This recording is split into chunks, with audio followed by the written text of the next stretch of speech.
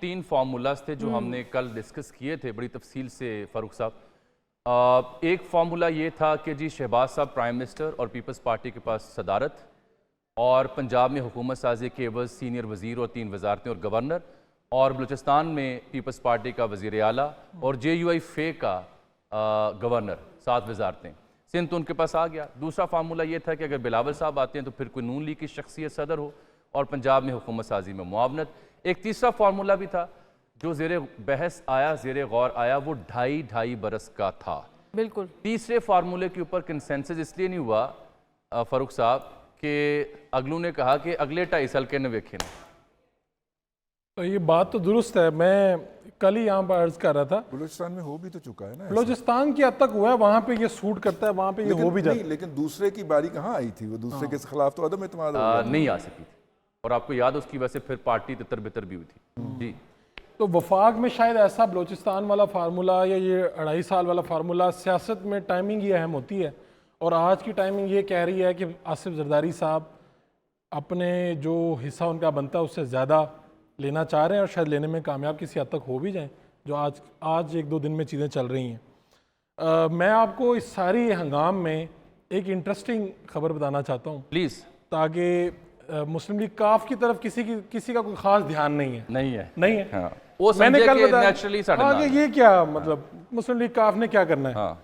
लेकिन दिलचस्प खबर ये है कि कल आज़ाद अरकान से मुस्लिम लीग काफ के लोगों ने राब्ते किए हैं। अच्छा। हाँ जी। मैंने इन्हें कहा ये तो 3 में है ना 13 में, ये किस लिए राब्ते कर रहे हैं पंजाब असम्बली के अरकान से।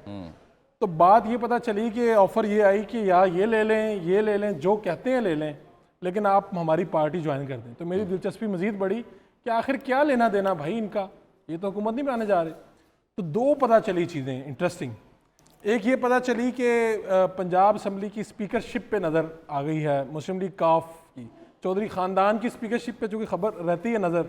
तो इस मरतबा जो नया दूसरा ख़ानदान असम्बली में पहुँच रहा है उसकी है कि हमने भी वही लेना है जो पहले वो लिया करते थे। एक बात तो ये। ठीक। दूसरी उससे भी ज़्यादा दिलचस्प है, जो अगर मैं थोड़ा सा डीप गया तो पता चला कि इस वक्त 8 अरकान है गालिबन मुस्लिम लीग काफ के पंजाब असम्बली में।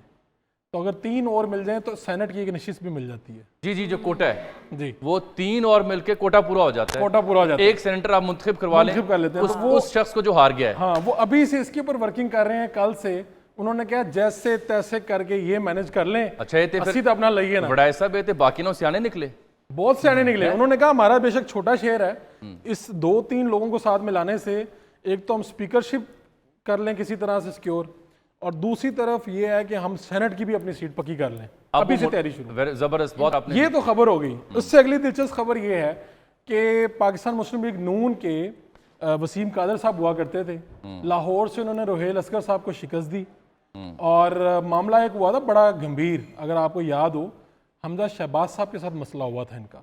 ये मुस्लिम लीग नून में हुआ करते थे, लाहौर के डिप्टी मेयर का इलेक्शन भी लड़ा, MP का भी इलेक्शन लड़ा, 1-2 लोगों को इंट्रोड्यूस भी करवाया, पक्के मुस्लिम लीगी। लेकिन फिर चले गए पाकिस्तान तहरीक इंसाफ में। आज उसकी तस्दीक हो गई है।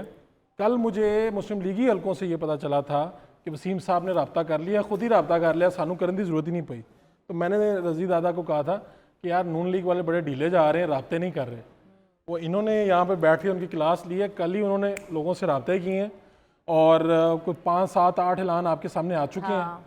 मजीद ऐलान भी आने वाले हैं आज रात में। लेकिन अच्छा, अगर ये 5, 7, 8 ऐलान के बाद आप ये कोटा के जो 75 सीटें 74 नून के पास बनी है कौमी की, ये इसमें ऐलानात के बाद ये क्या मजमुआ 90 तक जा सकता है?